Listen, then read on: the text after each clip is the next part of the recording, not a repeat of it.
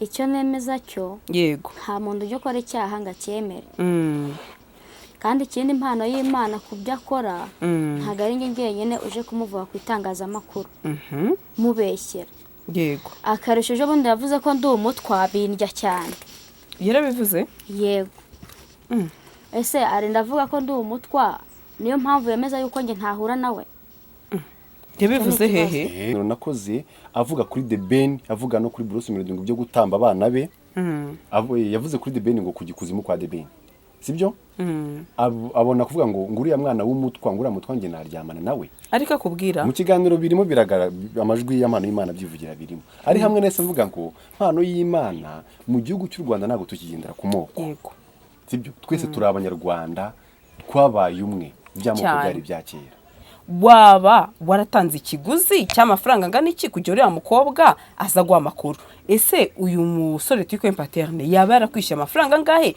kugira ngo uzuharabike impano y'Imana reka byose mbyinjiremo ngira ngo tubwire abanyarwanda ukuri bakwemere yego yego none impano y'Imana ko avuga ko atigeze gusambanya ari binyoma ngenda avuga ibyo we yivugiye ejo yamamagaye numva yuzuye uburakari cyane bisa naho ari kuntera ubwoba uretse ko twese turi mu gihugu cy'u Rwanda ndi umunyarwandakazi ni umunyarwanda uri umunyarwanda uriya n'umunyarwanda twese uburenganzira bwacu burangana iyo umuntu asebejwe hagana inzego kandi nanjye ntago ndi hano kuri iyi no platform kugira ngo mbe nasebye umuntu ntabe yajya mu mategeko nanjye ngo mbe nahamagarwa yego ngewe natangiye mbabwira ngo ntago wakora ikosa ngo uryemere yego mpano y'Imana kuba bihakana nuko azi neza ko byamukora kuko azi neza ibyo yankoreye niba yarandiye amafaranga ngera ku 6,250 akagaruka kanyanduza n'indwara none ko mu kanya amaze kubona ikiganiro yakoreye na Pastor Claude ko bamupimye sida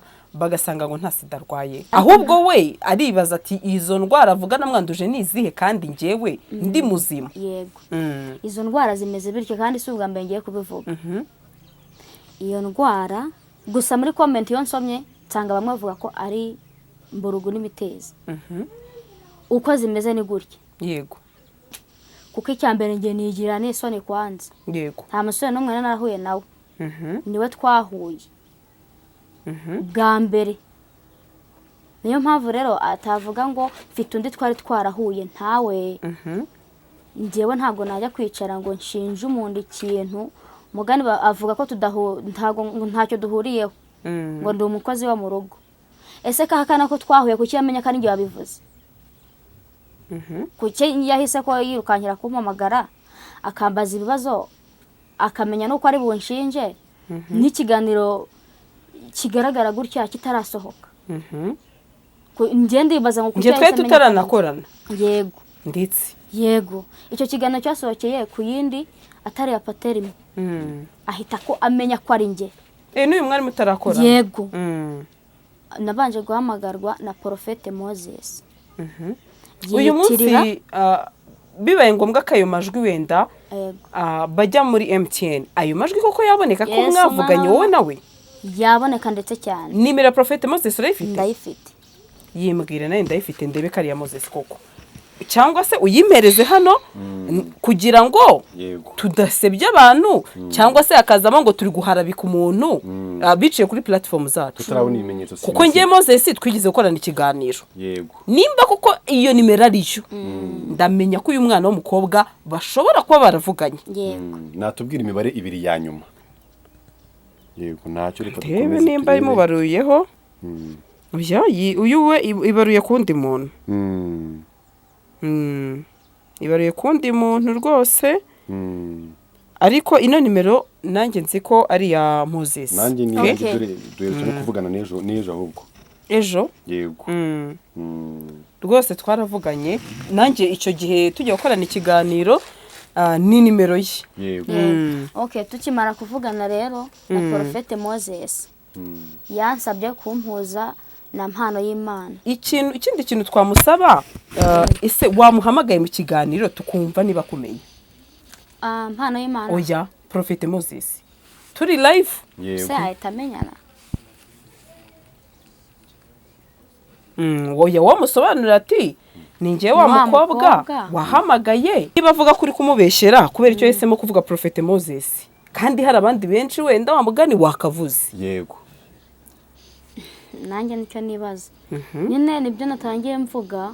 Prophet Moses tukimara kuvugana yarambwiye ese nguhuze na mpano y'Imana. Namubwira ati ntabyo nkeneye kubyo yankoreye, ntabwo nshaka kumpuza nawe. Bukeye mpano y'Imana arampamagara. Gusa ngiye sinzi gufata abantu amajwi, ntabwo nabashije kumufata amajwi. Kandi ntabwo yakoresheje nimero asanzwe akoresha, yakoresheje indi yindi nshyashya. Urayifite nayo? Nayo ndayifite. Ubwo turavugana nari nzamutse ngiye guhaha. Aranduka agera nambwira ngo nta nubwo uzanabona umugabo. Namubwira ati nta nibirenze ariko ibyo ngibyo. Ubwo nyine araye kuntera ubwoba ngo simvuga ikibazo nagize. Ngo se ngo nimba ngo byanabaye ngo bizwi ngo n'Imana yanjye ngo nawe ngo bizwi n'Imana yawe. Namubwira ati nange ndabizi ariko kandi niyo mpamvu nashatse kubisakariza u Rwanda rwose cyangwa se n'abari hanze y'u Rwanda kugira ngo bamenye ububi bwawe. Mu mama nibo babanje ubundi umuntu agomba kuvuga inkuru uko yagiye ayibona. Yego nta binyoma birimo. birimo. Byiza pe. Hajya no gutungura ukabona uko uzabisobanura. Yego. Ubwo mama yanguje 10,000 ndabimwohereza byo kuri telefone. Ubyohereza mpano y'Imana. Yego. Nibwo nageze njyanye n'ibyo 10,000 nababwiye muri umunange yarangujije. Nkimara gushyikayo ihambwa atambura. Maze kwambura nyine bigenda nkuko mwabyumvishe. Murasamba. Yego, birakomeza bigera ku zindi ntera. Nyuma nyine ndagusanga ndwaye iyo ndwara. Sobanura uko indwara imeze kuko nta wundi ngera nahuye nawe ntabwo nari kwirirwa mbihisha. Kandi numva ngavura ngo ibintu byose. Ntabwo atereka mbimusobanura kuko ari nawe abinteye bura wenda yazamvura se. Narabimusobanuriye koko arambwira atoke ngaho uzampeza uzatege uze wongere umpe ngewe ngo yeze amafaranga ujye kwivuza. Muryamanye bwa mbere aguteye indwara urarwaye umwatsi ufasha bwo kugira ngo agusapotinga ujye kwivuza arakuhamagaye ngo ngwino wongere umpe bwa kabiri kugira ngo bibe ikiguzi cy'amafaranga nguhaye kugira ngo ujye kwivuza. Yego. Icyo gihe yarabizi ko ukora akazi ko mu rugo arabimubwiye. Yego ngiye narabimubwiye. Ariko mbere yuko ibyo byose yabanje arambaza ngo ese ngura umugore. Ndamubwira ati wapigiye ndi umukobwa. Ese hari uwo muraryamana? Ndamubwira ati wapigiye nta muntu ndaryamana nawe. Ngo okay ibyo biroroshye. Kuko mwebwe mukora inkuru muyikuye kuwayibahaye. Wenda nange yarambwira atumva nukomeza undeka. Nzakugirira nabi.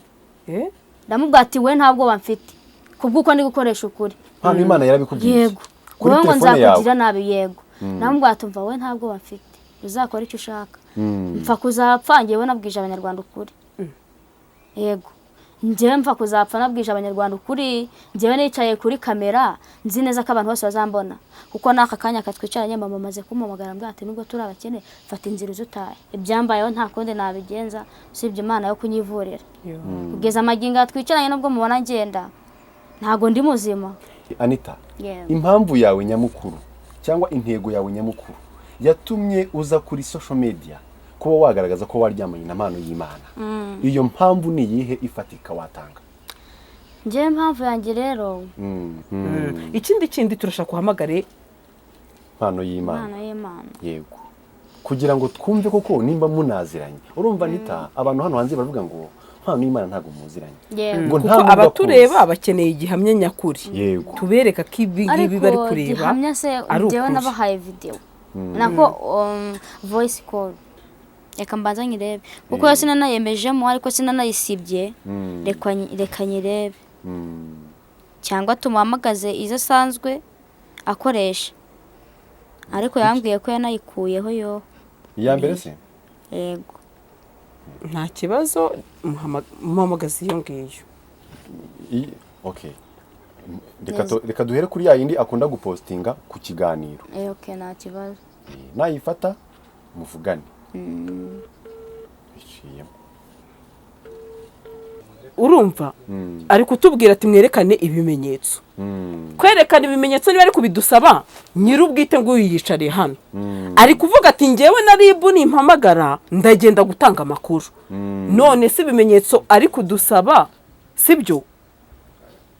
njyewe uyu munsi impamvu n'ejo yampamagaye ari kuntera ubwoba reka nabivuge nimba nari bwo ko ikurikira ibiganiro byacu ijye igira icyo ikora ku bantu nk'aba yego sibyo tunayibisabe rwose dusabe n'inzego iki kintu ejo umuntu wa mbere yarampamagaye genda uzane ya telefone yindi mvuge na nimero ze muri iki kiganiro ambwira ko ari umukozi wa RIB yiyitirira iki yiyitirira inzego ambwira ko ngo ngende umukozi wa RIB ngo mwakoreye ngo umuntu wita ngo mpano y'Imana ngo icyaha ngo mushyiraho umwana ngo uvuga ko yamusambanyije barampamagara yego amaze kumpamagara agira iki iyo nimero reka mbanze nyibabwire yampamagaye yiyitirira inzego ni 0793 74 59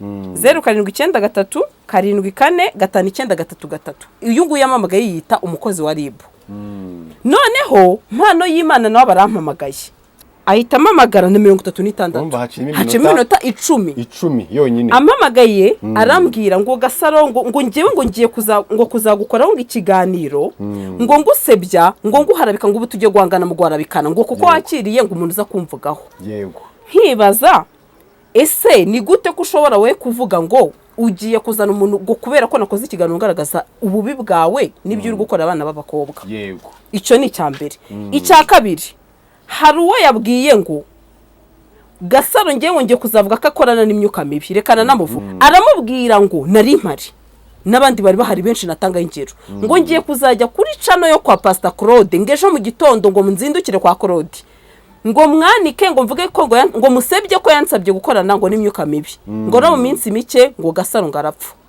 aho gukibaza uburyo cy'abo bantu batekereza amara bikango ngiye ngo namusabye imbaraga ngo zo kuzamacano yanjye mpano y'Imana yadutse ejo bundi cano yanjye ahubwo mbere nibwo yarebwaga none si ikindi kimenyetso azerekane nimero yanjye ku giti cyanjye niba njye nawe twarigize tuvugana na rimwe yerekana izo chat cyangwa se azashaka uburyo ki yerekana amajwi nge navuganye nawe nikigaragaza ko uyu muntu ari scammer umunyabinyoma yamamagaye kuri namba iri public ya Gasaro nta na nimero yanjye ku giti cyanjye afite so ufite nimero yanjye se ndayifite rero rwose mpano y'Imana ibintu byawe wigira iki wikomeza kuba sindana musaba ikiganiro hari umuntu wabwo wamamagaye hashize nk'amezi 2 ambwira ngo none se ngo azampuje ngo na mpano y'Imana ngo rwose ko hari ibintu byiza nkoreye ariko abo bantu naba agent be akorana nabo no muri commentaire benshi bakunda kwandika ngo mpano y'Imana ngo ndagushimira wampaye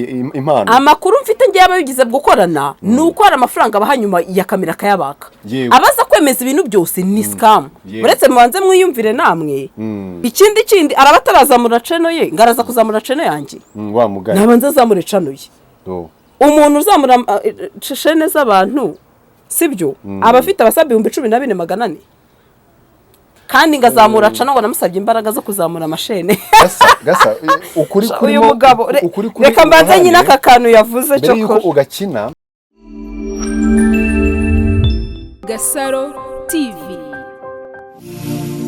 Reka tugusuze kandi tugwereze kazi yose mu kuba natwe igiyumva niba singi pateni ugarutse reka mfate umwanya nshimire buri umuntu wese udukurikira uri mu gihugu cy'u Rwanda ndetse nuri kumbibi z'igihugu cy'u Rwanda nuri hakurya y'amazi magari reka tugubwire ngo amahoro y'Imana bari nawe kandi imirimo yawe hirwe 5 kuri 5 ndeka nongere kandi mpe ikaze uwo tugiye gufatanya muri kino kiganiro umunsi twihuje kugira ngo tubashe kuba twakora ikiganiro kimwe kandi tumare urujijo abanyarwanda bari mu gihugu cy'u Rwanda ndetse n'abandi bantu badukurikiye bari hanze y'igihugu cy'u Rwanda.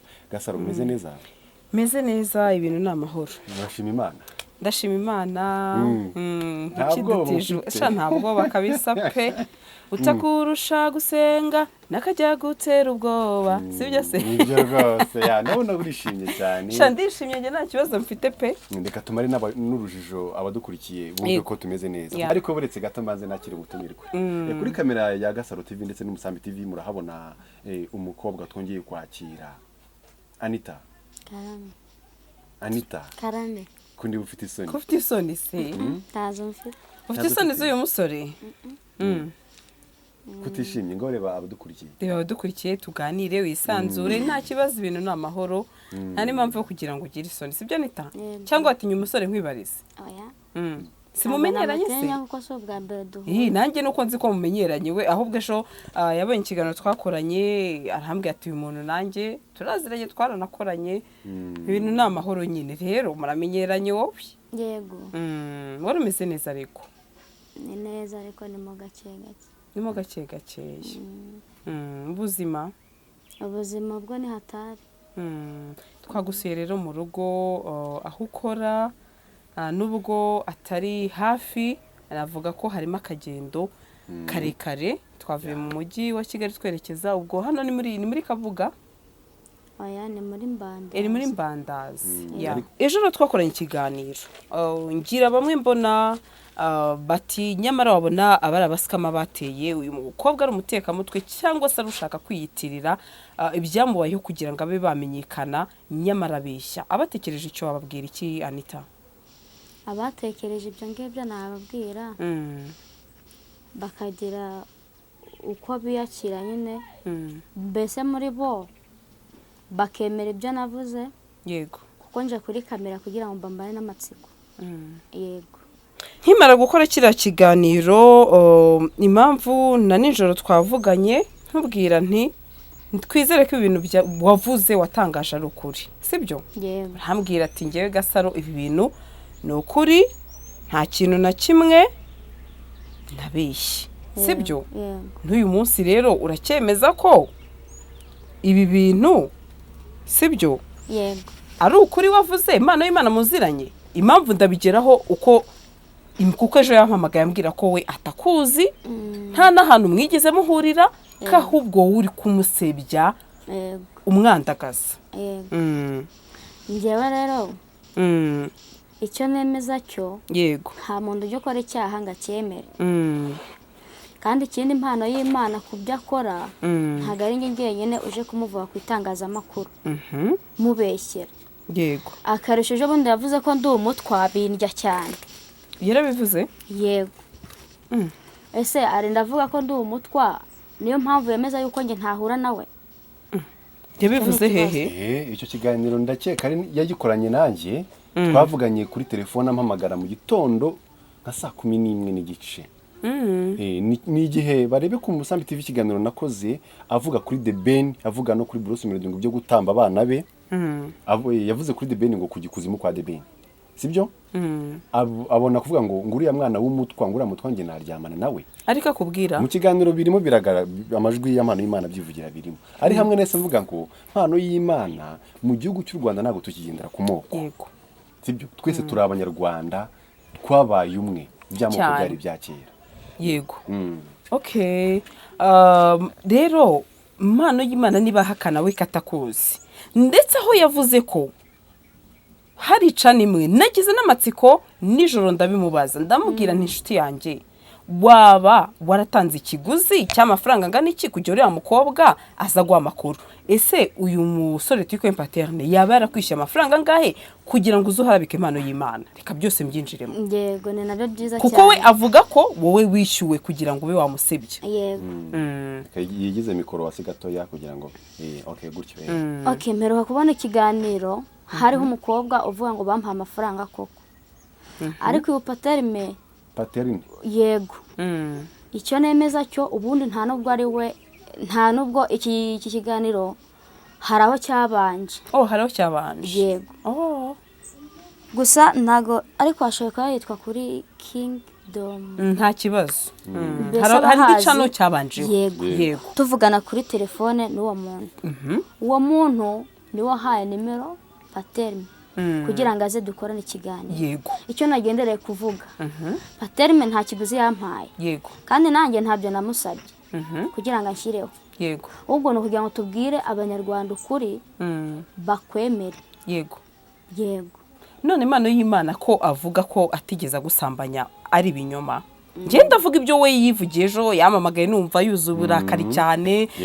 bisa naho ari kuntera ubwoba uretse ko twese turi mu gihugu cy'u Rwanda ndi umunyarwandakazi ni umunyarwanda uri umunyarwanda uriya n'umunyarwanda twese uburenganzira bwacu burangana iyo umuntu asebejwe hagana inzego kandi nanjye ntago ndi hano kuri iyi no platform kugira ngo mbe nasebye umuntu ntabe yajya mu mategeko nanjye ngo mbe nahamagarwa yego ngewe natangiye mbabwira ngo ntabwo wakora ikosa ngo uryemere. yego mpano y'Imana kuba bihakana ni uko azi neza ko byamukora kuko azi neza ibyo yankoreye. niba yarandiye amafaranga yagera ku bihumbi 6,250 akagaruka akanyanduza n'indwara. none ko mu kanya amaze kubona ikiganiro yakoreye na Pastor Claude ko bamupimye sida bagasanga ngo nta sida arwaye. Okay. niba nta sida bamusanzemo yibuke neza ko nange nipimishije nawe nsanga ntayo mfite. nawe ejo harabimbwira. none uri guhakana gute ko twawe kandi twese turi bamwe? oya birashoboka ko abantu baryamane ko bose ntibandure sida Gutu bakaba ari utayandura, bazima nyine. oya mukaba muri bazima mwese se nta normal. kibazo. Yego nta kibazo. ahubwo we aribaza ati izo ndwara avuga namwanduje ni izihe kandi njyewe ndi muzima. yego izo ndwara zimeze bityo kandi si ubwa mbere ngiye kubivuga. iyo ndwara gusa muri comment iyo nsomye nsanga bamwe bavuga ko ari mburugu n'imitezi. uko zimeze ni gutya. yego icya mbere njya kuri toilette nkababara. ikindi cya kabiri iyo ngiye kunyara ndababara. ikindi mu gitsina harimo igisebe kiriho utuntu tumeze nk'umweru. hirya njya muri toilette ntibishoboke. ikindi hazaho igiheri. none kubera iki impano y'Imana avuga ati ntago ari njye wabimwanduje wabona ahubwo hari n'undi wabimwanduje akaba ari njye kubyitirira. mbo mu buzima bwanjye ku myaka yanjye mfite nta musore n'umwe kuko icya mbere ngiye nigira n'isoni kwanza. yego nta musore n'umwe narahuye nawe. niwe twahuye bwa mbere. niyo mpamvu rero atavuga ngo mfite undi twari twarahuye ntawe. njyewe ntabwo najya kwicara ngo nshinje umuntu ikintu mugani avuga ko ntacyo duhuriyeho ngo ndi umukozi wo mu rugo. ese kahakana ko twahuye kuki yamenya ko ari njye wabivuze? kuki yahise ko yirukankira kumpamagara akambaza ibibazo akamenya nuko ari bunshinje n'ikiganiro kigaragara gutya kitarasohoka. njye ndibaza ngo njye twe tutaranakorana. yego ndetse yego icyo kiganiro cyasohokeye ku yindi atari ya paterime. ahita ko amenya ko ari njye. n'uyu mwari mutarakorana. yego nabanje guhamagarwa na Prophete Moses. uyu munsi bibaye ngombwa ko ayo majwi wenda bajya muri MTN ayo majwi koko yaboneka ko mwavuganye wowe nawe? yaboneka ndetse cyane. nimero ya Prophete Moses urayifite? ndayifite. yimbwira nawe ndayifite ndebe kariya Moses koko cyangwa se uyimpereze hano kugira ngo tudasebya abantu cyangwa se akazamo ngo turi guharabika umuntu biciye kuri platform zacu kuko ngiye Moses twigize gukorana ikiganiro. yego nimba kuko iyo nimero ariyo ndamenya ko uyu mwana w'umukobwa bashobora kuba baravuganye. yego natubwira imibare ibiri ya nyuma. iherwa na 700. oya kandebe ko nyifite. turebe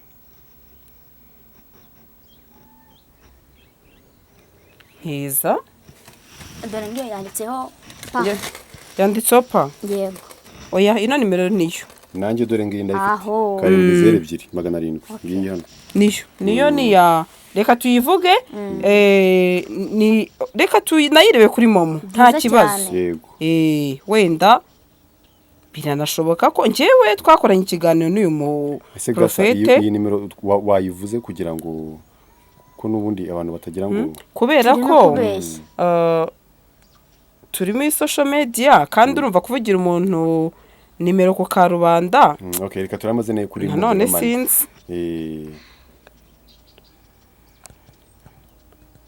yego ntacyo reka turebe nimba imubaruyeho. oya uyu we ibaruye kundi muntu.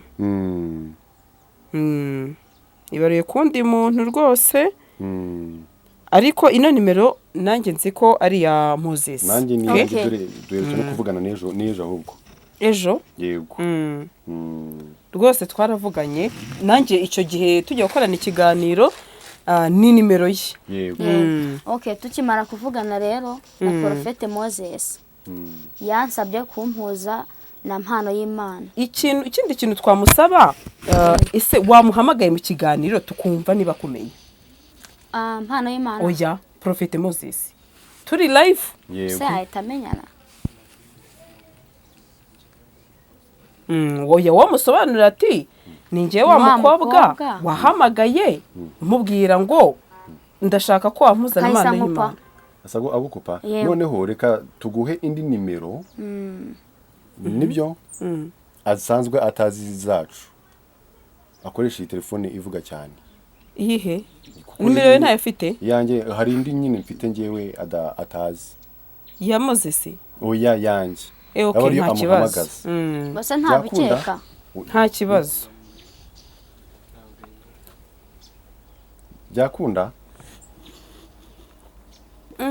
ha urumva ko ibi bintu bimaze gufata indi ntera Gasaro kuko urumva umuntu aramutse atabitwaye neza hakiri kare umuntu yakwisama bitameze neza kuko turashaka gukora ibiganiro bikuraho oya urujijo ikibazo ni umuntu uhita wumva ko uri Yego. kumusebya kandi njyewe se niba ari umugabo niba umusore simuzi nta nubwo turanahura Yego. sindanavugana nawe n'inshuro ya rimwe kuva nabaho uretse ejo cyo kora yampamagaye ati kuki umuntu yansebeje ndamubwira njyewe ndi mu Rwanda naho ngiye guhungira Yego. nimba wasebejwe hari inzego zibireba yego nta kibazo zabikurikirana wagenda ugatanga ikirego Yego. yego kandi izi nzego nazo zikora neza nazo zikora ziranabireba kinyamwuga. ibiganiro bwo mugani zidufashe nizidufashe ibintu bikemuke kuko twebwe ntabwo umuntu ari wo kuza ngo atange amafaranga kugira ngo hari n'abavuga ngo ni ugutwika yego bakarebera umuntu mu isura arimo mu buzima abayemo bakavuga ati mpano y'Imana ntabwo yaryamana n'umuntu umeze gutya nabyo turaza kumenya ni iyihe mpamvu abantu bumva ko mpano y'Imana ataryamana n'umuntu umeze gutya kandi noneho byanabaye sibyo uko nyir'ubwite abyihamiriza okay bihangane ndimo ndagura cyangwa reka tumuhamagare tutaguze inanuza nta kibazo nta kibazo kuko nimba wemeza ko wowe mwivuganiye kuri nimero yawe yego uko byagenda kose MTN bibifite yego muri historique biba biraza okay undi muntu uraza guhamagara cyangwa reka nawe turaza kumutungura mpano y'Imana tuze kuvanaho urujijo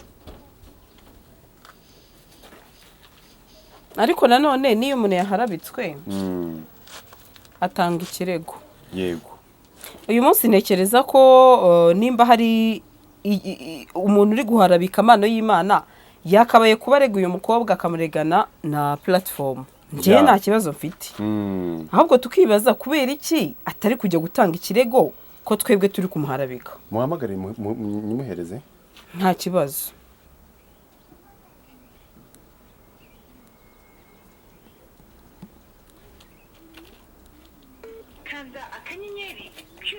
ndetse turi ko yitaba turi ko yitaba urukundo rutagaburiwe rurananuka rugapfa warakoze kuntoranya mu bandi ariko ugomba kunyita Yesu yaravuze ati nkunda abankunda abashakana mwese kuki ushaka kubyaza umusaruro ariko ukabura umutima wawe abo nabuze umutima wabo nabigije wegera Imana izakwegera nuyishakana umwete uzayibona nanjye niko mbyifuza bari mu kiganiro shaka kuba hafi yawe simbizi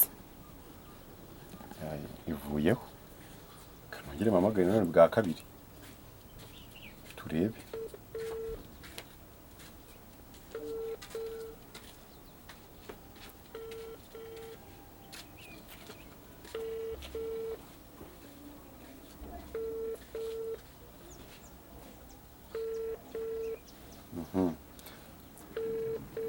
Gasa karame natayifata turabigenza gute uyu nta kibazo twebwe icyo twakoze ni uko twamuhamagaye mu kiganiro ntacyo bitwaye nyine ntiyitabye okay ariko turashaka kubalansinga impande zombi sawa noneho ndabona atayifashe inshuro ebyiri Yego. twakoresha iyandi noneho uye ntayo nta kibazo nta yindi miho twakirwa tunakoresha twebwe dupfa kuba twamuhamagaye muri iki kiganiro kandi na nyir'ubwite ubwe akaba ari kwiyemereza ko umuntu wita Prophet Moses bavuganye ahubwo tukibaza kubera iki yahisemo kuvuga uyu Prophet Moses reka tuvuge gutyo yego kubera iki niba avuga kuri kumubeshyera kubera icyo yahisemo kuvuga Prophet Moses kandi hari abandi benshi wenda wamugani wakavuze yego nanjye nicyo nibaza nyine nibyo natangiye mvuga Porofete Moses tukimara kuvugana yarambwiye ese ngo uhuze na mpano y'Imana.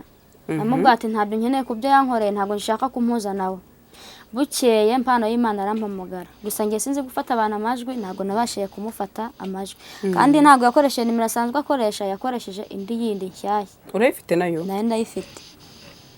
Ubwo turavugana, nari nzamutse ngiye guhaha.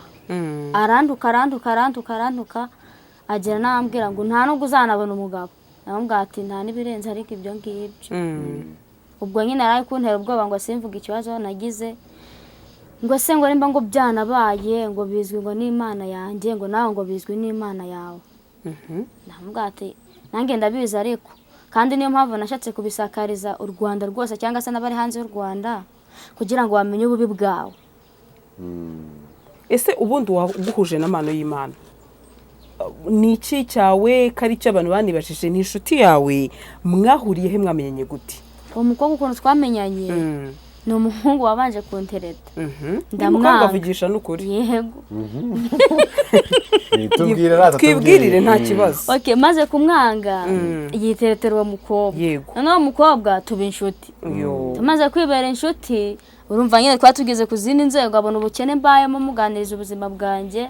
Arambwira ati hariho umuntu waguhindura ubuzima, niko mbona ko yasitunze smart kera, tikankwereke video wenda nawe urebe. Nanjye anyohereza video koko ndayireba, maze kuyireba nanjye ndavate wana ntegereje ubukene mfite, nangiye kumuhamagara ndebe koko ko nabona ibyo nifuza. Naje kumuhamagara mpano y'Imana nyine, turavugana cyabikora nabanje kubura ibyo ansabye. Numvishe no mu majwi harayo numvise mwaravuganye. Yego. Mwakwaka n'ikaze y'inzoga. Yego. Nza kuzabibona ari mu kwa 7 mwakora kwezi dugushize. Aka kanya singuciye mu ijambo. Yego. Baramutse bagufasha akagushyira mu modoka bati tugenda aho ku Gisozi, utwereka aho wasanze impano y'Imana, Yego. waherekana? Akano kanya nge najya kuyerekana. Aka kanya katwicaye umukobwa hano. avugisha n'ukuri. Ariko gasa reka dusubire inyuma gato, atubwiye ko uwo mukobwa yamweretse video, undi ahamagara mpano y'Imana. Yego. Ariko iyo video yarebye ntago tuzi ngo ni iki cyari kirimo muri iyo video. Iyo video warebye yari yiganjemo iki? Okay. Ujye utamagara mpano y'Imana. Yego. Iyo video nabonye, ntago nabonye mpano y'Imana, ahubwo nabonye intoki ziwe ari gukorera mu ndobo, arimo atubura amafaranga kwa kundi, arimo atubura umuntu w'umubyeyi, ari mu cyumba, amubwira ngo guma mu cyumba, ati yego. Nanjye mbonaho nimero zirwa na 21 nyine bari bo mujya namuhamagara, kuko nabonaga biri nka live bari kubikora koko biri seri. Njya namuhamagara. Nyuma nyine nababwiye ko mu kwa 7 aribwo nabonye amafaranga, ambwiye ngo nyohereza igaze y'inzoga. Mama ubwo yarabanje uguza ababyeyi bawe na umubyeyi wawe ngo na sister wawe, nkuko abitubwiye ejo. Mu mama niwe wabanje, ubundi umuntu agomba kuvuga inkuru uko yagiye ayibona. Yego, nta binyoma birimo. Byiza pe. Hajya no gutungura ukabona uko uzabisobanura. Yego. Ubwo mama yanguje 10,000 ndabimwohereza byo kuri telefone. Ubyohereza mpano y'Imana. Yego. Tuza arambwira ati ese inkuru yose nisubiremo nta kibazo. Nta kibazo tuvugana nta kibazo. Wenda mu magambo make kuko n'ubundi inkuru yayitubwiye ejo. Yego. Ubwo ngubwo nyine mu kwa 7 ari kuri 18 nibwo nagezeyo njyanye n'ibyo 10,000 nababwiye muri umunange yarangujije. Nkimara gushyikayo yambwa atambura. Maze kwambura nyine bigenda nkuko mwabyumvishe. Murasamba. Yego, birakomeza bigera ku zindi ntera. Nyuma nyine ndagusanga ndwaye iyo ndwara. Wayirwaye hashize iminsi nk'ingahe? Nayirwaye hashize. Twabonanye none hashizeho iminsi 2. Ubanze umare abanyarwanda urujo n'abandi bantu badukurikiye bari ahantu hagiye hatandukanye. N'abanyabwenge kubonana mukaryamana habayemo kwikingira. Hari no kubonana mukaryamana hatajemo kwikingira. Ejo yambwiye ko batikingiye. Ntabwo mwikingiye. Urumva hari umuntu ugiye kora kino kiganiro wenda amenye ko mutikingiye. Yego, ngaho dukomereza inkuru. Ubwo nyine mwe minsi 2 ndamubwira ati impano y'Imana ngiyewe nararwaye. Arambaza ati warwaye iki? Musobanura uko indwara imeze kuko nta wundi ngera nahuye nawe, ntabwo nari kwirirwa mbihisha.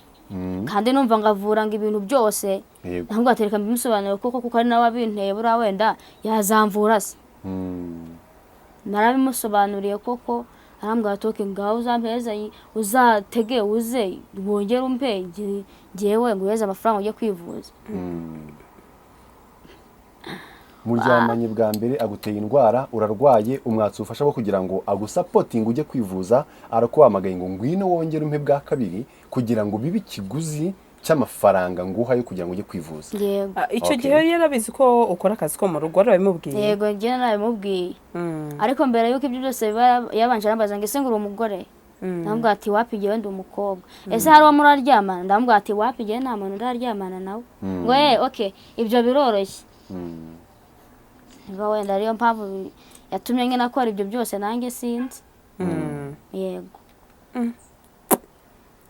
ni hatari kweri ariko ufite n'umutima ukomeye hagati aho ngaho ntabwo twabura kubivuga kuko gasa umunyarwandakazi wifata akavuga ati njyewe ndashaka gushyira amabanga y'ibinyoma hanze atitaye ku ngaruka mbi. Reka tuvuge ingaruka mbi kuko aba agomba no kuba yagirirwa nabi bibaye ngombwa. Niyo mpamvu buriya turi kugira ngo tubikurikirane turebe nimba hari inzego zabikurikirana zikaba zabikemura. Nawe udasigaye nanjye ntasigaye. Hagasa none turi kugira ngo tumare urujijo abantu ntibumve ko izi nkuru twatangiye gukora ari ubuskamu.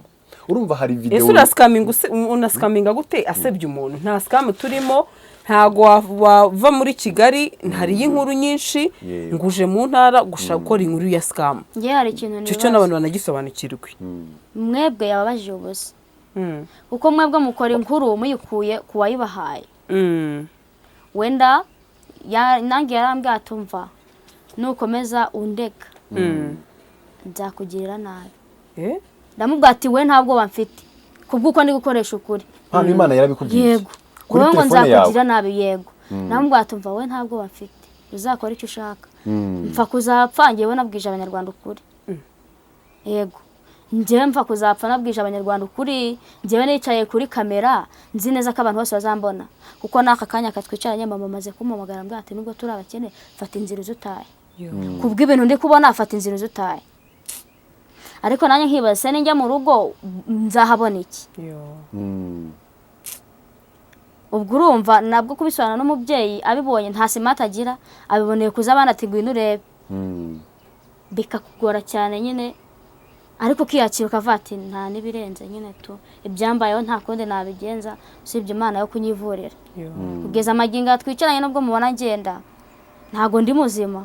Anita, impamvu yawe nyamukuru cyangwa intego yawe nyamukuru yatumye uza kuri social media kuba wagaragaza ko waryamanye na mpano y'Imana, iyo mpamvu ni iyihe ifatika watanga? Njye mpamvu yanjye rero naritegerezaga nkareba mu rugo abana nta muntu n'umwe ufite akazi mu rugo. Ese mu rugo ni njyewe wacu ni Rusizi. nkabona nyine biragoye ndavuga ati wana okay ubwo mbonye impano y'Imana reka musabe njyewe nubakire mu rugo. mbona mu rugo ndanzu nkabona baravirwa ndavuga ati aho bigeze reka njyewe njye kwa mpano y'Imana wenda nabona uko nubakira mu rugo. ariyo mpamvu nirengereye izo ndwara zose nibwa basi ndanayabona nubakiye mu rugo ndavuga ati nubwo aranapfa numva ko ayo mafaranga ngo wabonye ngo witupfa ariko ibyo sinabyitayeho. njyewe nagiye nanaguza kugira ngo mbone ibyo 6,250 n'ubu ndakishyura yewe niranga mu ntangiri mu mihana. urabeshya ubu yasigaye mu madeni. Yesu mwami we ikabuga mfite igihe nzajya kwireba n'impembwa nzahita ko nyine. Amadeni yangahe? yego nasigayemo cy'abakozi ideni ry'5,000. Yesu mwami nari nzi ko nyafite yuzuye. Shitseyo arayohereza indi nimero ndayifite ntago yatanga nimero ye ndayohereza ayo mafaranga 35,000. ndebye mu mafaranga mfite nsanga mburamo 5,000. nambwa ati basi nta yandi mafaranga mfite mbabarira pe nta kindi kintu mfite fatiranga muntu basi. arambwa ati siranga muntu ko nta muntu tuyifata biragenda bite. yego ubwo kwa tumaze kuvugana na mpano y'Imana bwangiye kuyareba bwa kabiri. arambwa ngo mpereza telefone yawe. ndambwa ati okay ubwo urampereza amatushi yanjye yawe mbona uko nshikaho ngiye nose ndabigenza gute ko nta kindi kintu mfite. nawe arebye ukomeza ngirira impuhwe aravati basi kubwo kukwizera. yego basi reka mfate iyo rangamuntu nubajya amamagara gusa kubwo ko ngiyeho nkunda ukuri nkamubwiza uko atihangane njye ntago ndahembwa. wenda n'impembwa nzahita ko nyaguhereza Yo. ariko kubw'uko nabwo akazi gakora nyine ewana biba ari danje kandi nayakumva ngubaye amasaha ugasanga nyine nacitse intege. Anita, karame ibyo bimenyetso biragaragara ko wenda hari uburyo umubiri wawe utagifite ubudahangarwa mu buryo bumwe cyangwa ubundi. ikindi turashaka guhamagare Impano y'Imana. Impano y'Imana. Yego, kugira ngo twumve koko nimba munaziranye. Urumva Anita, abantu hano hanze baravuga ngo impano y'Imana ntabwo muziranye. Yego. kuko abatureba bakeneye igihamya nyakuri. Yego. tubereka ko ibi ngibi bari kureba ariko gihamya se ari njyewe ukuri. nabahaye video nako voice call. Iriya voice note waduhaye wamubwiye ko ufite imyaku y'amafaranga ukunda kwakira Yego. akagenda arakubwira ngo uzaze uzane ikaziye ya mitsingi iyo mikoshi nyikwirukanimo. Ariko iyo ntago ariyo wavuga ngo niyo ngo ni gihamya igihamya gihari. turashaka kumva Niba birashoboka ko koko muraziranye. kuri telefone muraziranye cyangwa se ni umuntu wiyitirira ntumuzi. icyo ntekereza unamuzi, cyo watakuzi. yego icyo ntekereza cyo muri njye ariko simbizi twanabigerageza nta n'ikibazo nzi neza ko atamfata kuko azi neza ko nagiye nta kibazo. Hari nimero akunda kuguhamagaza urayizi? yewe ni nyinshi nta kibazo reka tugerageze. Iyi telefone umuhamagaze. Yego. Akira. reka mbanza nyirebe kuko yo sinanayemejemo ariko sinanayisibye reka nyirebe cyangwa tumuhamagaze izo asanzwe akoresha ariko yambwiye ko yanayikuyeho yo. Iya mbere se? Yego. nta kibazo muhamagaze iyo ngiyo.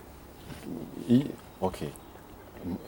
Reka duhere kuri ya yindi akunda gupostinga ku kiganiro. Okay, nta kibazo. Nayifata muvugane. Ishiyemo.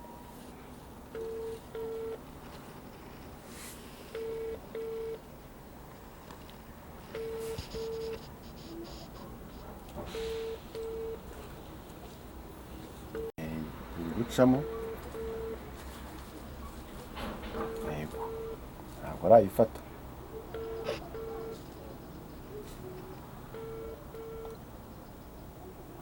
irasose ivuyeho kanongere bwa kabiri. Ubwo natayifata tumamagara kuyo yaguhamagaje yindi. Nta kibazo.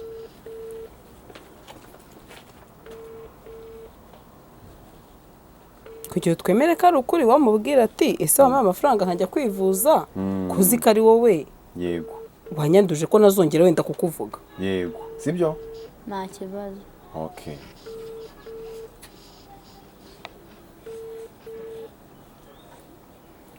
Ndabona iyi ngiyi atari kuyifata byashoboka ko waduha indi. Nayubaha nta kibazo. Iyi ntabwo yifashe. Kirayanike mu buryo bw'umutekano. Hamagaze kuri simukadi ya mbere.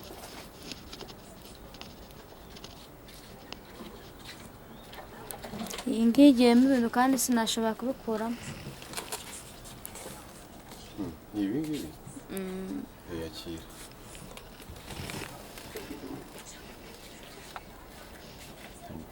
Gasa turagira ngo tumare abantu bereka ukuri kw'ibintu byose ko bihagaze. Hano hanze abasikama babaye benshi. Abantu baraza no muri komenti bakandika ngo impano y'Imana ngo yamaye amafaranga. Ngo ndi kumva yavuze ngo umuntu wita Gasaro ngaramwiyamye. Jewe ntago nziranye nawe. Sinziranye nawe kuko iyama ntibizanatuma ngiye ntamukoraho ikiganiro. Ni ya mbere.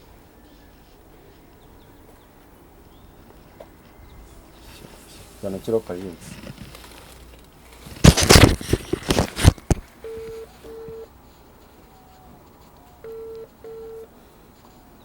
Unamwibutse nimba muziranye.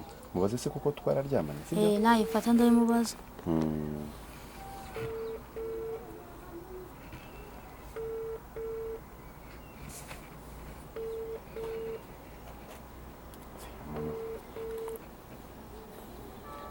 Niyo ko atazifata. Gasa nayo ntabwo yifashe. Ngo Umusambi TV ngo na Gasaro TV ngo mushyiraho inkuru ngo dushyire inkuru zitarizo. Niyo mpamvu rero twaje gukora kino kiganiro kugira ngo dukureho abantu urujijo bafite ku biri kuvugwa hano hanze by'uko dukora inkuru twishyuye abatumirwa kugira ngo baduhe inkuru tunabategeke n'ibyo bavuga, sibyo?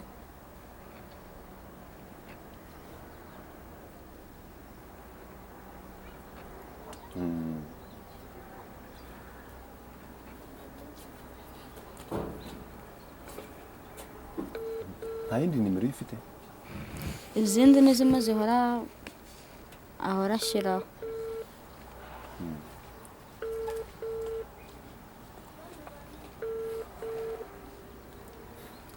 Iyo iratunaniye rwose ntabwo yifashe. mwihorere murekeraho. ikindi yavuze ngo Gasaro TV ngo ni umutekamutwe. Ese ubutekamutwe bwanjye hari umuntu naba nareskurotse akaba yaraje kubwira ko namweskurotse nkawe wirirwa ubwira abantu ko utubura amafaranga? Ikindi ngo navuze ko yanduye sida ariko abantu barasetsa. Naba narigeze mvuga ko uyu mwana y'Imana arwaye sida? Ubundi ndi kukubaza mu kiganiro twakoranye hari ikintu cya sida kirimo? Ngewe ntacyo nigeze numva. Ngewe ntacyo nigeze numva pe. ariko warabitekerezaga ko ushobora kuba kandi yana nabivuze ejo mu kiganiro cyanjye akavuga ngo sida naripimye tsagadi muzima kuri titre hariho ko yasambanyije umwana w'umukobwa. Kandi koko ni ukumusambanya kuko hari ibyo yamwizizaga. Ntago ari umuntu bari basanzwe baziranye ngo bumvikanye. Ikindi uyu mwana y'Imana banyarwandakazi reka nanjye nicare ndambye. Impamvu ari kuvuga ko Gasaro TV ndi umutekamutwe nuko nerekanye amabiye ndi kubye expose. Ngewe niba ndi ku expose urumva ko uyu nguyu niba yitwa Mpano wa mugana n'abavuze ngo ahubwo mujye muvuga ko ari impano ya Satani. Ni nako nubundi twavuga nimukanakinisha n'Imana. Harabavuze ati mujye mumwita ko ari impano ya Satani. Sibyo? Rero impamvu abantu bagize iki bagiye badusaba urumva ari kutubwira ati mwerekane ibimenyetso. Kwerekana ibimenyetso niba ari kubidusaba nyirubwite ngo yiyicariye hano ari kuvuga ati ngewe na RIB nimpamagara ndagenda gutanga amakuru. None si ibimenyetso ari kudusaba sibyo? Gasaro TV ni umutekamutwe. Noneho turebe umutekamutwe uwo ari we. Ngewe uyu munsi impamvu nejo yampamagaye ari kuntera ubwoba rikamira nabivuge nimba na RIB koko ikurikira ibiganiro byacu igira icyo ikora ku bantu nk'aba. Sibyo tunayibisabe rwose dusabe n'inzego iki kintu. Ejo umuntu wa mbere yarampamagaye genda uzana ya telefone yindi mvuge na nimero ze muri iki kiganiro ambwira ko ari umukozi wa RIB yiyitirira iki yiyitirira inzego. Ambwira ko ngo ngende umukozi wa RIB ngo mwakoreye ngo umuntu wita ngo Mpano y'Imana ngo icyaha ngo mushyiraho umwana ngo uvuga ko yamusambanyije ngo kandi ngabeshya. Ngewe ndi umuntu uzi kumva ngo ese uyu muntu akorera urwego cyose arukorera. Nese numva ko ari scam mpita numva ko ibyo binari ibinyoma. Ndamubwira nti ngewe niteguye kwitaba kuko wumva ko naharabitse umuntu kandi ikindi gukomeza kwiyitirira inzego ntago ari byo. Hadacize iminota 2 uyu mugabo arampamagara. Amaze kumpamagara agira iki iyo nimero reka mbanze nyibabwire. Yampamagaye yiyitirira inzego ni 0793 74 59 33 0793 74 59 uyu nguyu yampamagaye yita umukozi wa RIB. Noneho Mpano y'Imana nawe barampamagaye ako kanya direct reka nkwereke isaha yampamagariye. Umwe yampamagaye ngira ngo urabibona ko twavuganye saa 12:26 n'uyu muntu yise umukozi wa RIB. Undi we 26 uyu nguyu umukozi uyu nguyu wita Mpano y'Imana ahita amamagara na 36 haciye iminota 10 yonyine amamagaye arambwira ngo Gasaro ngo ngewe ngo ngiye kuzagukoraho ngo ikiganiro ngo ngusebya ngo nguharabika ngo tujye guhangana mu gwarabikana ngo kuko wakiriye ngo umuntu uza kumvugaho. Nkibaza ese ni gute ko ushobora we kuvuga ngo ugiye kuzana umuntu ngo kubera ko nakoze ikiganiro ngaragaza ububi bwawe n'ibyo uri gukora abana b'abakobwa. Icyo ni icyambere. Icya kabiri hari uwo yabwiye ngo Gasaro ngewe ngiye kuzavuga ko akorana n'imyuka mibi rekana namuvu aramubwira ngo nari mpari n'abandi bari bahari benshi natanga ingero ngo ngiye kuzajya kuri channel yo kwa Pastor Claude ngejo mu gitondo ngo munzindukire kwa Claude ngo mwanike ngo mvuge ko ngo musebye ko yansabye gukorana ngo n'imyuka mibi ngo no mu minsi mike ngo Gasaro ngarapfa ahubwo ukibaza uburyo cy'abo bantu batekereza kuko uyu Claude nawe nijoro namuhamagaye mbimubwira ndamubwira nti impano y'Imana yabwiye Ezekiel ko gesha zankora ikigano kuri cano yawe amara bika ngo ngiye ngo namusabye imbaraga ngo zo kuzamara cano yanjye impano y'Imana yadutse ejo bundi cano yanjye ahubwo mbere nibwo yarebwaga none si ikindi kimenyetso azerekane nimero yanjye ku giti cyanjye niba njye nawe twarigeze tuvugana na rimwe yerekana izo chat cyangwa se azashaka uburyo ki yerekana amajwi njye navuganye nawe n'ikigaragaza ko uyu muntu ari scammer umunyabinyoma yamamagaye kuri namba iri public ya Gasaro nta na nimero yanjye ku giti cyanjye afite so ufite nimero yanjye se ndayifite rero rwose impano y'Imana ibintu byawe wigira iki wikomeza kuba sindana musaba ikiganiro hari umuntu wabwo wamamagaye hashize nk'amezi 2 ambwira ngo none se ngo azampuje ngo namano y'Imana ngo rwose ko hari ibintu byiza nkoreye ariko abo bantu naba agent be akorana nabo no muri commentaire benshi bakunda kwandika ngo mano y'Imana ngo ndagushimira wampaye impano amakuru mfite ngiye ababigize gukorana nuko hari amafaranga bahanyuma ya kamera kayabaka abaza kwemeza ibintu byose ni scam uretse mubanze mwiyumvire namwe ikindi arabataraza channel ye ngaraza kuzamura channel yanjye wa mugani nabanza zamure channel ye umuntu uzamura channel z'abantu sibyo abafite abasabi 12400 kandi ngazamura channel ngo namusabye imbaraga zo kuzamura amashene gasa ukuri kuri uyu mugabo reka mbanze nyina akakantu yavuze cyo ko ugakina bikavuye kuri kano Gasa impamvu ubona impano y'Imana yamuteye kumva ko ameze nk'uhahamutse mu mivugire ye urumva no mu bitekerezo bye yatunguwe no kubona chaîne ya Gasaro TV igaragaje amanyanga n'ibinyoma bye hanze ari gukoresha yego kuko azi ko chaîne ya Gasaro TV igira ukuri mu byivuga yes kandi rebwa n'abantu benshi je nta n'umuntu nazana ngo nishure ngo sebye umuntu na audience yanjye byumve nta muntu ushobora kuzana ngo uyu muntu ngo mubeshere ngo mugire iki kuko nzi ko ibingibi bigize icyaha yego ibi bintu uyu mwana yaba ari gukora avuga ko yahuye n'amano y'Imana musebya bigize icyaha menye ko uyu mwana nari kumusebye nafati ya mbere ahubwo ngewe nanjye muri reportinga ese kuki abantu bose na hostinze kuri channel y'Umusambi TV kuki bose bazanaga ibimenyetso ntabakritikeho aho barakritika kuri uyu nguyu yaryamanye nawe yateye izo ndwara nuko yavuga ati iki kintu nakoze niba kigiye public kuri Gasaro TV uko byagenda kose bigomba kunkoraho ngarashaka guhangana nge sinzahangana nawe nzerekana ukuri buretse tubaze dukina aka video ukugira muzamure channel ye muhuze n'abantu barenze yigarura imitima y'abagabo nanze kumuha Gasaro TV mana yanjye ngwereke yigarura imitima y'abantu bose n'abantu bafite amafaranga ndabyemera Gasaro TV yarambwiye ati uramaje urashaka kugikuzimu cyangwa ushaka kujyayo ngo hoya ndashaka kwigarura imitima y'abantu batwara ubwenge abatwara ubwenge je narabyanze uretse reba uriya mugabo ku Musambi duhamagare Moses mu kiganiro umubaza ati uriya Musambi wo ku Musambi TV yiyita umupolisi y'amakuru Umusambi ntago ari umunyamakuru ura n'ikigoryi n'igicucu umva se yiyita umupolisi ntabwo ari byo uretse yiyita umupolisi akongera akita umusirikare mu byo akora byose pateri yiyita umupolisi ndakuvumye mu izina ry'Imana ntabwo ibyo bintu ari ibyo ntabwo navuze baza umva uriya mwana mu myaka muri za 2021 mu mwana nakoranaga nawe ibiganiro ko yita umusirikare n'umupolisi yigeze waba ari umusirikare urumva ikintu kibabaje ni kwa kundi nagiye nakira abantu bakasanga amakuru y'ampano y'Imana arazwi neza ahantu hakomeye bakavuga ati uko byagenda kose ntago uyu muntu yakoresha ikiganiro uyu muntu adafite agasigisigi wenda gatuma ahura na bano bantu gusa impano y'Imana niba koko nagusabye izi mbaraga zo kuzamura cano yanjye biraje bigaragare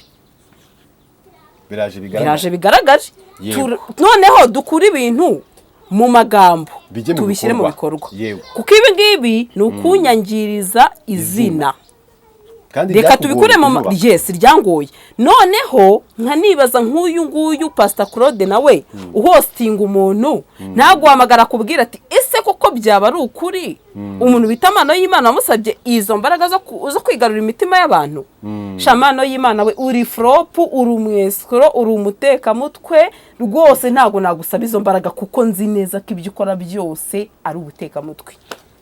Erega ko nari nakamukoreye ikiganiro suko nari mfite amakuru ye furu yego ahubwo nge nabajwe nuko umwana w'umukobwa yangana singaragarize amabi rubanda yego hari na benshi bishobora kuba byarabayeho mvuze bishobora Yego. ariko batinye kubivuga yego umwana w'umukobwa akaba ari ufata iya mbere yo kuvuga ngo ngewe reka mbi igitambo cyaba bose nzi kugaragaza amabi y'uno mugabo mpano y'Imana uri kumva kandi amakuru mfite nuko atari we wa mbere ayo makuru yo ndayafite yego ariko rero kuvuga ngo simuzi ngo si iki reka bive mu magambo tubishyire mu ki mu bikorwa ubundi hakora iki ibimenyetso simusiga reka tube tukavuye ko tukarenge twikomereze rato cyane ko n'iki kiganiro kugikora yabivuze ijoro ryashize niyo twajya muri MTN byagaragara ko ibyo bintu yari yavuze mu ijoro ryashize yego avuga ko azakora ngo kwa Pastor Claude ngo nzakora kwa Pastor Claude ngo ikiganiro ngo gisabye agasaro we ngo nibabona kwa Claude bazahita babyize ibyo bintu birahari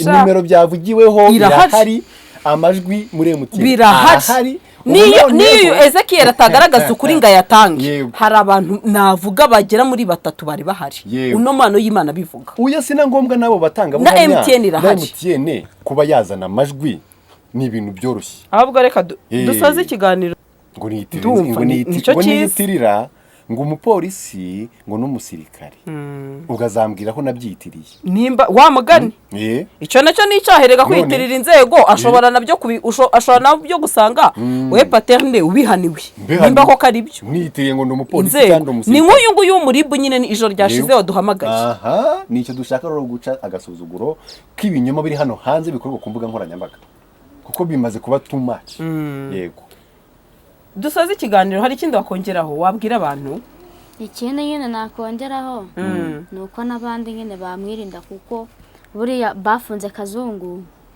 hari igihe urara uzamukurikira uko nabirebye nkabyitegereza nkabibona mbona azaba muri umuna wa Kazungu birisere uko nabibonye reka Kazungu tumusobanure kuko bakazungu ni benshi Kazungu numwe wigeze gufatwa afata abantu akabakorera iyicarobozo mu buryo bumwe cyangwa ubundi akabataba mu mwobo yaje gufatirwa mu nce z'Ikanombe nimba atari muri Kabeza ahagana mu nce zo mu Busanza aho ngaho ni muri zo quartier zaho ngaho biza gufatwa nyine bataburira imibiri y'abantu benshi bagiye batandukanye ngira ngo ibyo bintu byaragaragaye ku mbuga nkoranyambaga cyane ajya no kuburana mu nkiko zifitiye ubasha n'ubushobozi nuko Kazungu urimo kuvuga niba ndi kuvuga yego nibirinde impano y'Imana da nibamwirinde kabisa kandi ikindi dutangaza mbere ko tukurekura impano y'Imana afite aba agent benshi bandika muri komanteri ngo impano y'Imana ngo ko impano yawe nayibonye nzaze ngushimire gute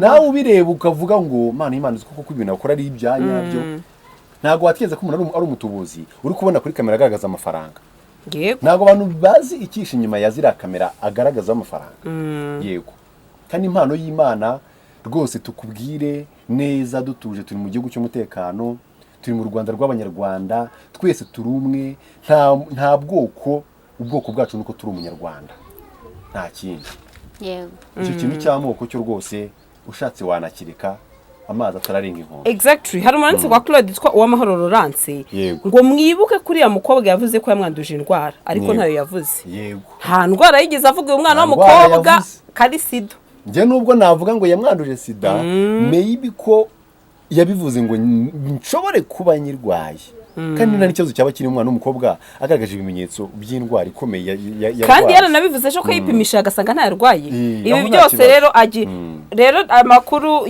ngo ngiye kuzenguruka cano ngo nangire ngo nkore ibiganiro ngo nsebye agasaro njyewe se shaho wumva nkubwire ngende ubwoko butavumika aho wajya hose ikimana yamvuzeho njye ntago nkorana na wamagane n'abanyakuzimu katwisoreze n'ikiganiro mbere ko kugisoza kakaririmbo wongere ukavuga gato cyane kugira ngo kakadire nibye navuga se ngo Diamond toka fire mu izina rya Yesu abazimu bashye fire tukaririmbe utakurusha gusenga n'akajya gutera ubwoba sibyo rata Nibyo nawe da. rero wigira ubwoba kubera amano ya akarusha satani kwihangana ntakagutere ubwoba Yes. ubu Amina. narihanganye cyane amin imana imudutsindire cyane Fire. n'abamwizereramo rwose ntimukizere Batsindwe ibi, nabo ubwabo batsindwe. nawe uzajya kureba ngo umwana w'imana akajya guha amafaranga Yego. nawe uzaza uririmba urwo wabonye nk'urw'umwana Cyane w'umukobwa ari kuririmba Gasa, reka Imana ibahe dushimire- umugisha, reka dushimire tumushimishe. Anita turagushimiye yego Gasa, reka murakoze dushimire n'abantu bari badukurikiye Yego. turagushimiye aho wari uherereye hose wowe wadukurikiraga ariko tukwibutsa ko nimba aribwo ufunguye ikiganiro bwa mbere uzajya ubana natwe umunsi kundi ukora subscribe kugira ngo usace kubona ibiganiro by'ubutaha njye muri ibi kiganiro Bayisenge Patenene nifatanyije na Gasaro TV hose ni ibinyamakuru byiza mwanyarukira mugakora subscribe na share na comment kugira ngo ibitekerezo byanyu tubigendereho dukora ibiganiro bindi bihindura abanyarwanda imitima ciao ciao Gasaro TV.